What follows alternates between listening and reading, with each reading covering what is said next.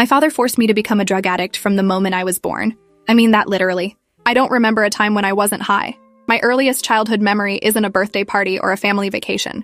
It's the taste of crushed pills mixed into my apple juice. I was 4 years old, sitting at our kitchen table while my father ground up white tablets with the back of a spoon and stirred them into my breakfast. He called it my vitamin routine, said it would make me strong like him and my older sister Natalie. I believed him because what else does a 4-year-old know? The pills made everything feel soft and distant, like I was wrapped in cotton. Dad said that meant they were working. By the time I was 7, I could identify different pills by sight. The small blue ones were for energy, the round white ones were for calming down, the capsules with the little beads inside were for focus. Dad kept them all in a tackle box in his bedroom, organized by color and effect. He'd open it every morning like a ritual, selecting what we needed for the day ahead. Natalie was 3 years older than me and Dad's pride and joy. She'd been on the vitamin routine since she was 2, and by 10 she could swallow pills dry without water. Dad would brag about her tolerance to anyone who'd listen. My daughter can handle doses that would put grown men on their backs, he'd say with this twisted pride in his voice. She never complains, never gets sick, just takes what she needs and keeps going. I wanted that approval so badly. I wanted Dad to look at me the way he looked at Natalie, with this satisfied smile like he'd created something perfect. So I learned to swallow pills without flinching, learned to hide the nausea and the way my hands would shake when the doses got higher, learned to act normal when my heart felt like it was trying to escape my chest. Mom had left when I was 2, and I barely remembered her. Dad said she couldn't handle the family lifestyle, that she was weak and judgmental. He had full custody and zero supervision. No one checked on us. No one asked questions. Dad worked from home as some kind of consultant, which meant he was always there, always watching, always controlling exactly what went into our bodies. The neighborhood kids thought we were weird. We never played outside for long, never had friends over, never went to sleepovers. Dad said other families wouldn't understand our routine, that they'd try to interfere if they knew. By the time I was 9, I was taking 6 different medications daily. Dad had a chart on the refrigerator tracking our doses, our reactions, what combinations worked best. He treated us like an experiment, constantly adjusting and fine-tuning. When I asked why we needed so many vitamins, he said it was because we were special. Regular kids were soft and unprepared for the real world. We were being trained to handle anything, to push past normal human limitations. He made it sound like a gift, like he was doing us a favor by building up our tolerance to substances that would destroy other people. Natalie seemed to believe every word. She'd swallow her morning handful of pills and smile at Dad like he'd just given her a present. I tried to copy her enthusiasm, but something inside me always felt wrong about it. School was a nightmare. The pills made it hard to focus sometimes, made my thoughts feel scattered and slow. Other times, they made me too focused, like I was hyper-aware of every sound and movement in the classroom. Teachers would comment on my behavior, how I'd be sleepy one day and jittery the next. Dad would smooth it over, saying I had medical conditions that required careful medication management. He'd show up to parent-teacher conferences with a briefcase full of fake medical documents and charm them all into believing him. I got good at pretending everything was normal. Got good at lying about why my pupils were sometimes too big or too small, why I'd shake during tests, why I'd sometimes zone out completely in the middle of class. My best friend Olivia once asked why I took so many bathroom breaks. I told her I had a weak bladder. The truth was, I was going to throw up from whatever new combination Dad had given me that morning. By 5th grade, I'd developed a system for hiding how sick I felt. Smile through the nausea, breathe through the panic, act like the room spinning was completely normal. Natalie started having problems when she turned 14. She'd wake up with nosebleeds that wouldn't stop. Her hands would shake so badly she couldn't hold a pencil. She lost 15 pounds in 2 months because she couldn't keep food down. Dad's response was to adjust her medication schedule, add new pills to counteract the side effects of the old ones. He called it recalibration. I called it watching my sister slowly fall apart. She'd stumble through the house like a ghost, her skin taking on this grayish tint that made her look half dead. I begged Dad to take her to a real doctor, but he said doctors would overreact and try to take us away. He said the system was designed to destroy families like ours, who understood that strength required sacrifice. I was 12 and starting to realize that what Dad called vitamins were actually prescription medications stolen from somewhere, bought illegally, God knows what else. I'd seen enough after-school specials to know this wasn't normal, wasn't safe, wasn't what other families did. But speaking up meant risking everything. Meant risking Dad's anger, which could be terrifying. The night everything changed, Natalie collapsed in the bathroom. I found her on the tile floor, unconscious, foam coming out of her mouth. Her body was jerking and twitching in ways that made my stomach drop. I screamed for Dad, who came running and immediately started doing damage control instead of calling 911. He carried her to her bed, propped her up, tried to force water down her throat. I stood in the doorway watching this nightmare unfold, my hands shaking so badly I could barely hold my phone.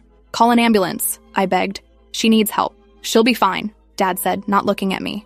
She just needs to sleep it off. This happens sometimes when you're building tolerance. She's not breathing right. I was crying now, my voice breaking. Please, Dad, please call someone. He He finally looked at me, and the expression on his face was something I'd never seen before. Pure, cold calculation. If we call 911, they'll take you both away. They'll destroy everything we've built. Is that what you want? I called 911 from my bedroom while Dad was focused on Natalie. My hands were shaking so hard I could barely dial, but I managed to gasp out our address and that my sister needed help. The operator stayed on the line, asking questions I could barely answer. What did she take? How much? How long ago? I didn't know. I'd never known exactly what Dad was giving us. I just knew my sister was dying, and my father was more worried about getting caught than saving her life. The sirens felt like they took forever to arrive. When the paramedics burst through our front door, Dad's whole demeanor changed. He became the concerned father, wringing his hands and explaining that Natalie had gotten into his medication cabinet without permission, that she'd been struggling with depression and must have taken too much. The paramedics were focused on saving Natalie, not questioning his story. They loaded her onto a stretcher, hooking up IVs and oxygen, barking medical terms I didn't understand. I tried to climb into the ambulance with her, but Dad held me back. "You stay here with me," he said quietly, his grip on my arm tight enough to bruise. "We need to talk." The second the ambulance pulled away, Dad's facade dropped. "What did you tell them?" His voice was deadly quiet. "I told them she needed help. That's all." "Did you tell them about the medication routine? About our vitamins?" I hesitated too long, and he saw the answer in my face. He dragged me inside and went straight to his bedroom, pulling out the tackle box full of pills. He started shoving handfuls down the garbage disposal, flushing others down the toilet, erasing evidence as fast as he could. Then he turned to me with an expression that made my blood freeze. "If anyone asks, we don't have a medication routine." Natalie found my prescription pills and took them without permission. She's been depressed lately, struggling. "You noticed but didn't want to tell me because you were protecting her. Understand?" I nodded, too terrified to do anything else. He grabbed my shoulders, squeezing hard. "I've protected you your whole life, given you advantages other kids don't have. Don't throw that away by talking to the wrong people. They'll separate us, put you in foster care where actually bad things happen. This is your family, your only family." At the hospital, Natalie was in the ICU for 3 days. The doctors asked questions, lots of questions. What medications was she taking? Did she have a history of substance abuse? Had there been any warning signs? Dad spun his story perfectly. Natalie had been depressed after a breakup with her boyfriend. She'd found his anxiety medication and taken too much. He blamed himself for not locking up his prescriptions properly, for not seeing how much she was struggling. The doctors seemed to buy it. They were more focused on treating Natalie's overdose than investigating how it happened. But there was one nurse, Eleanor, who looked at me differently. She noticed things. The way I flinched when Dad touched me. How I wouldn't make eye contact with him. The small tremors in my hands that I couldn't quite control. She pulled me aside one afternoon while Dad was in the cafeteria. "Honey, are you okay at home?" Her voice was gentle, concerned. I nodded automatically. "I'm fine. You don't look fine. You look like you're going through something. Is your dad giving you anything? Any medications?" The question hung in the air between us. This was my chance. My one opportunity to tell someone the truth, to escape the nightmare my life had become. But I thought about what Dad said. About foster care, about losing the only family I had, about Natalie needing me when she woke up. I shook my head. He doesn't give me anything. I'm just worried about my sister. Eleanor didn't look convinced, but she couldn't force me to talk. She gave me her card with her personal number written on the back. "If you ever need help, call me, day or night." I took the card and shoved it deep in my pocket, knowing I'd never use it. Natalie woke up on day 4. The first thing she did was look for Dad, and when he came to her bedside, she apologized. "I'm sorry I messed up," she whispered, tears streaming down her face. "I'm sorry I took too much. I'll be more careful next time." Dad smoothed her hair back from her forehead. "It's okay, sweetheart. We all make mistakes. We'll just adjust your routine when you get home. Everything will be fine." I felt something crack inside me hearing those words. Next time, adjust your routine. Everything will be fine. Nothing was fine. Nothing had ever been fine.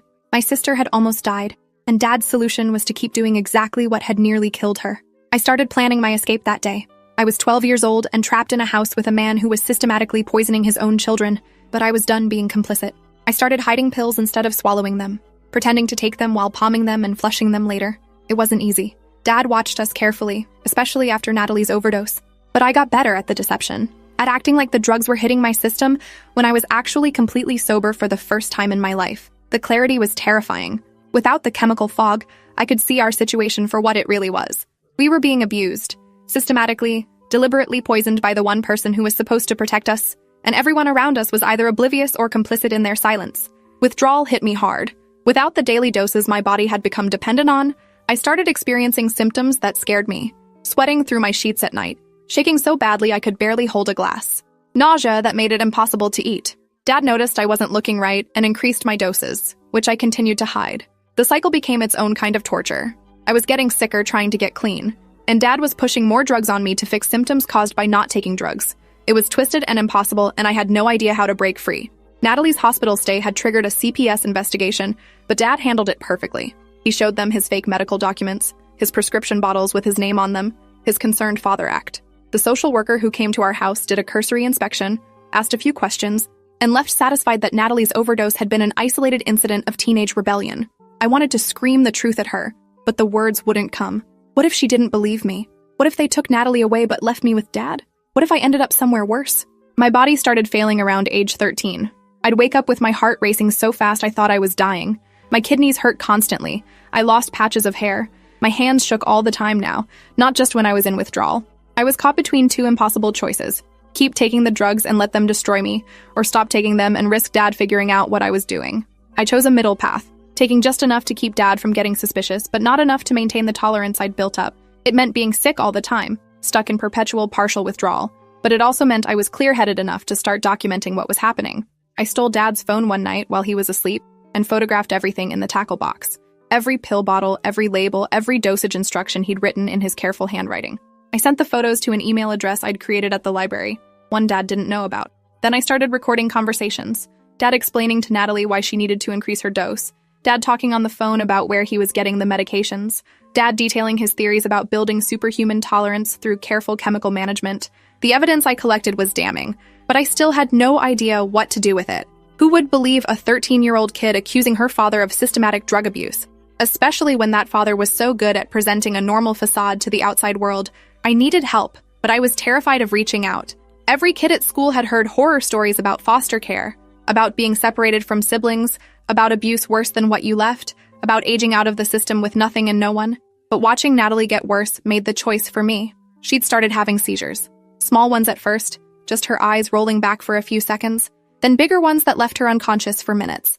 Dad adjusted her medications, but never considered that the medications themselves might be the problem. I'm building up her tolerance, he'd explain when I questioned him. Her body is learning to handle higher doses. Soon she'll be stronger than ever. She wasn't getting stronger. She was dying, and I was the only person who could see it.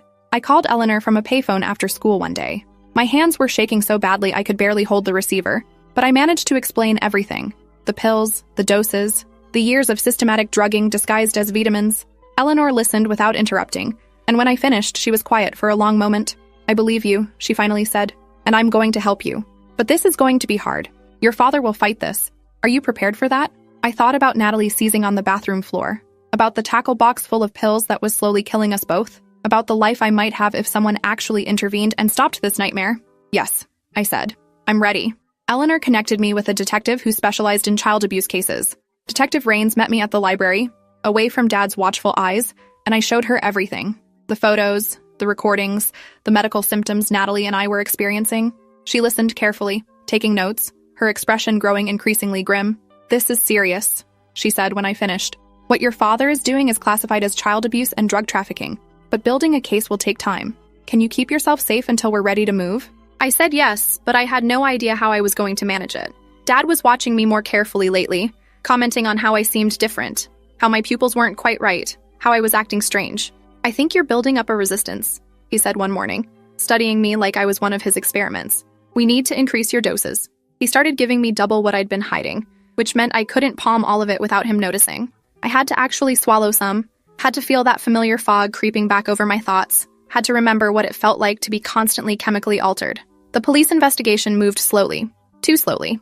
Detective Rains explained they needed to gather enough evidence for charges that would stick, that they needed to coordinate with CPS and medical professionals, that rushing in could give Dad time to destroy evidence or flee with us. But every day that passed was another day of watching Natalie deteriorate, another day of poison being forced into our systems, another day of living in fear. I started to wonder if I'd made a mistake by reaching out. Maybe no one was actually going to help us. Maybe I'd just made things worse. Then Detective Rains called and said they were ready to move. They'd obtained warrants for Dad's arrest and for the seizure of all medications in our house. They'd coordinated with CPS to have emergency placement ready for Natalie and me. It was happening. Finally, actually happening. The day they came for Dad felt surreal.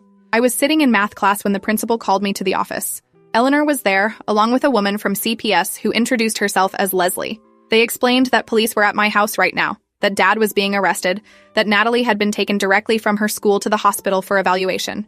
You're safe now, Leslie said gently. Both of you are safe. But I didn't feel safe. I felt terrified. What happened next? Where would we go? What would Dad tell people? What if no one believed the evidence we'd gathered? Eleanor seemed to read my thoughts. Your father can't hurt you anymore. The evidence you collected, combined with medical records and our investigation, is more than enough for serious charges. He's going to prison for a long time. The next hours blurred together. I was taken to the hospital where Natalie was being examined. She looked small and scared in the hospital bed, hooked up to monitors and IVs. When she saw me, she started crying. They took Dad, she said. They arrested him. Why did you do this? Why did you tell them? Because he was killing us, I said, my own tears starting. Nat, he was poisoning us. Those weren't vitamins. They were drugs. Prescription medications he was stealing and giving to us illegally. We were addicted. We're still addicted. She shook her head like she could make my words stop being true. No, Dad was helping us, making us stronger. You ruined everything. The doctors had to sedate her when she became too agitated. Eleanor explained that this was normal, that victims of long-term abuse often defended their abusers, that Natalie would need extensive therapy to unpack what had been done to her. I felt guilty for destroying the only reality my sister had ever known, even though I knew that reality was poisonous. The medical evaluations were extensive and horrifying. Both Natalie and I had severe organ damage from years of drug abuse. Our livers were compromised. Our kidneys were showing signs of failure. Our hearts had irregular rhythms from the constant chemical stress. The doctors were amazed we were still alive, that our bodies had withstood years of systematic poisoning that would have killed adults. You'll both need ongoing medical care, the lead physician explained, possibly for the rest of your lives.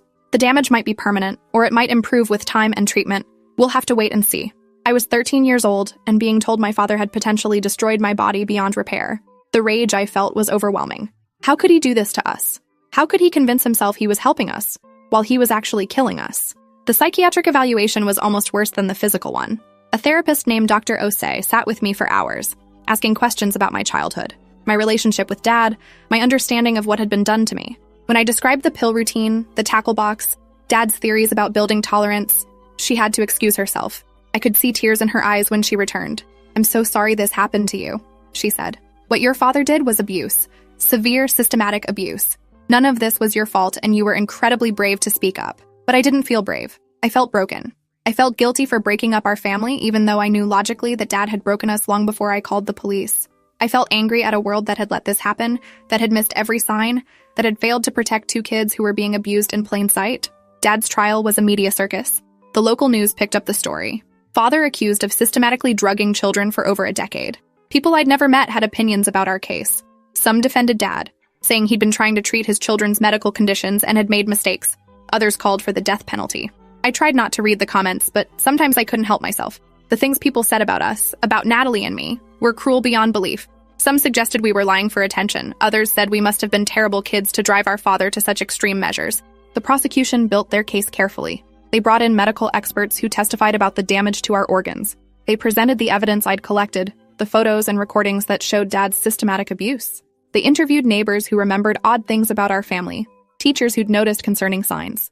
The defense tried to paint Dad as a devoted single father, who'd made mistakes in judgment while trying to help his mentally ill children. They produced fake medical records showing Natalie and I had been diagnosed with various conditions requiring medication. They brought in character witnesses who testified about what a good man Dad was, how involved he'd been in our lives, how dedicated to our well-being. I had to testify. Had to sit in that courtroom and describe every detail of our abuse while Dad stared at me with an expression I couldn't read. Betrayal? Anger? Hurt? I couldn't tell anymore. He'd gotten so good at wearing masks that I didn't know if I'd ever seen his real face. When I described finding Natalie seizing on the bathroom floor, several jury members looked ill. When I explained how I'd been hiding pills and pretending to take them, Dad's lawyer tried to twist it into proof that I was deceptive and unreliable. The jury deliberated for 2 days. When they came back with guilty verdicts on all counts, I felt relief and devastation in equal measure. Dad was sentenced to 25 years in prison. I was 13, and my father would be behind bars until I was 38.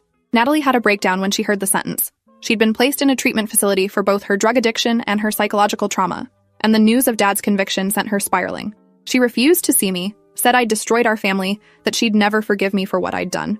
Eleanor assured me this was temporary, that with treatment, Natalie would eventually understand I'd saved both our lives. But months passed and my sister still wouldn't speak to me. I was placed with a foster family, the Kowalskis, who specialized in taking in kids with medical trauma. They were kind and patient, but I couldn't shake the feeling that I didn't belong anywhere anymore. I wasn't the person I'd been when Dad was controlling my every chemical intake, but I didn't know who I was without that either. Withdrawal from years of drug abuse was brutal. Even though the doctors were managing it with careful medical supervision, my body revolted. Months of sweating, shaking, nausea, insomnia, panic attacks that felt like dying. The Kowalskis held me through the worst of it, never judging, never demanding I be anything other than what I was, a traumatized kid trying to survive. School was impossible at first. I'd missed so much due to the drug's effects on my cognition that I was years behind academically. Plus, everyone knew who I was. The girl whose dad had drugged her. The girl who sent her father to prison. Kids whispered when I walked past. Some were sympathetic. Others thought I was a freak. I made one friend, Quinn, who'd been in foster care since she was 6. She didn't ask questions about my past. Didn't need me to explain anything.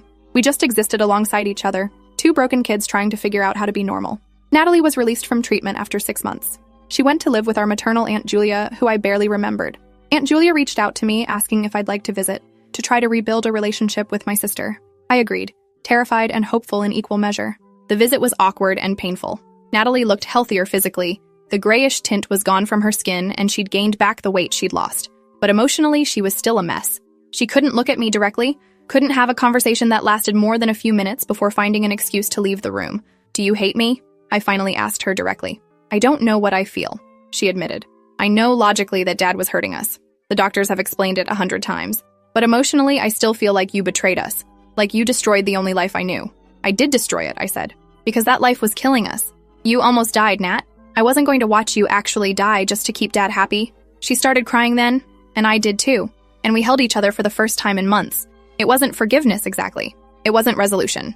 But it was a start. Over the next years, I focused on healing. Physical therapy for my damaged organs, regular medical monitoring to track any long-term effects, therapy twice a week to process the trauma. The Kowalskis were endlessly patient, creating a stable environment where I could slowly rebuild myself into someone who wasn't defined by abuse. I started running when I was 15. At first, just to the end of the block and back, my damaged cardiovascular system protesting every step. But gradually, I built up endurance. Running became my meditation, my therapy, my proof that my body could do hard things that weren't self-destructive. By 16, I was running 5Ks. By 17, half marathons. My doctors were amazed at how my body had recovered, though they warned the damage might catch up with me later in life. I graduated high school on time despite the years I'd lost to drugs and recovery. The Kowalskis threw me a party, and Quinn came, and even Natalie showed up, tentative but present. We'd been rebuilding our relationship slowly, carefully. She was doing better, working with her own therapist, coming to terms with what Dad had done. She'd started calling it abuse, which felt like a huge step forward. I got accepted to a state university with a full scholarship for medical trauma survivors. I decided to study social work, to help other kids who were being abused in ways society didn't recognize. Dad had taught me that abuse could look like care, that poison could be disguised as medicine, that the most dangerous predators were sometimes the people who claimed to love you most. I visited Dad in prison once. I was 19 and needed closure. He looked older, smaller somehow in his prison uniform. When he saw me, his face lit up like nothing had changed, like he hadn't spent 6 years locked up for what he'd done to his children. "You look good," he said. "Healthy." I didn't respond to the compliment. "I came to ask you why. Why did you do it?" His expression shifted, became defensive. "I was trying to help you, to make you stronger than other kids. I was trying to give you advantages. You were poisoning us. You almost killed Natalie. You destroyed our bodies. I was building your tolerance, teaching you to handle what others couldn't." "That's not love, Dad. That's abuse. We'll never be normal. We'll have medical problems for the rest of our lives because of what you did." He looked away. "I did what I thought was right. I see that now," I said, surprising myself with how calm I felt. "You really believe that? You've convinced yourself that systematically drugging your children was somehow noble. That's the scariest part. Not that you're a monster, but that you think you were being a good father." I never visited him again. There was no point. He'd never acknowledge what he'd done, never admit that his theories about building superhuman tolerance through drug abuse were insane. He'd die believing he was the victim of a system that didn't understand his genius. Natalie and I both struggled with addiction as adults. Despite years of being forced to take drugs, or maybe because of it, we both battled with substance abuse in our 20s. Natalie relapsed twice, each time nearly fatal, before finally achieving stable sobriety at 24. I had my own slip, a year where I self-medicated with alcohol to numb the memories, but we both eventually found our way to recovery meetings, to therapists who specialized in childhood trauma, to each other. We became each other's support system, the only 2 people who truly understood what we'd survived. I'm 30 now.